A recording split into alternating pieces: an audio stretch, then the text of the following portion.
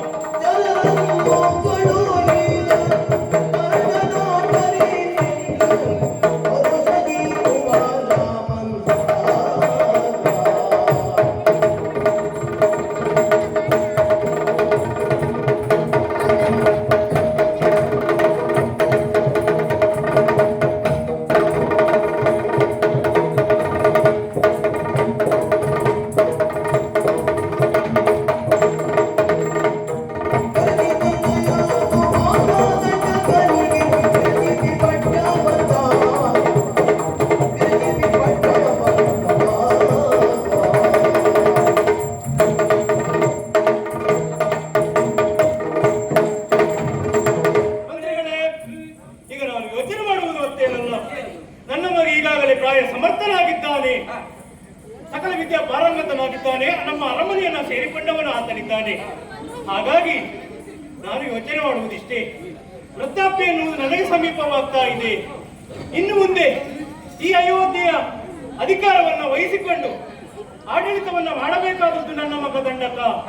ಹಾಗಾಗಿ ಈ ಅಯೋಧ್ಯೆಯ ಅಧಿಕಾರವನ್ನ ಮಗನಾದಂತಹ ದಂಡಕನಿಗೆ ಕೊಟ್ಟು ಅವನಿಗೊಂದು ಯೋಗ್ಯ ವಧುವನ್ನು ನೋಡಿ ಮದುವೆಯನ್ನ ಮಾಡಿ ಅದರ ಅಂದ ಚಂದವನ್ನ ಕಾಣಬೇಕೆನ್ನುವುದು ನನ್ನ ಆಸೆ. ಇದು ಕೇವಲ ನಾನು ಮಾತ್ರ ಆಸೆ ಪಟ್ಟರೆ ಸಾಕಾಗುವುದಿಲ್ಲ. ಇದಕ್ಕೆ ಮುಖ್ಯವಾಗಿ ಬೇಕಾದದ್ದು ನನ್ನ ಮಗನ ಅಭಿಪ್ರಾಯ. ಹಾಗಾಗಿ ನೀವು ಅಲ್ಲಿಯವರೆಗಾಗಿ ಹೋಗಿ ಸರಳ ಮುಖೇನ ನನ್ನ ಮಗನಿಗೆ ವಿಚಾರವನ್ನ ತಿಳಿಸಿ ತಂದೆ ಸಭೆಗೆ ಕರೀತಾ ಇದ್ದಾರೆ ಎನ್ನುವ ಹಾಗೆ ಅವನಿಗೆ ಹೇಳಿ ಸಭೆಗೆ ಬರುವುದಕ್ಕೆ ಹೇಳಿ.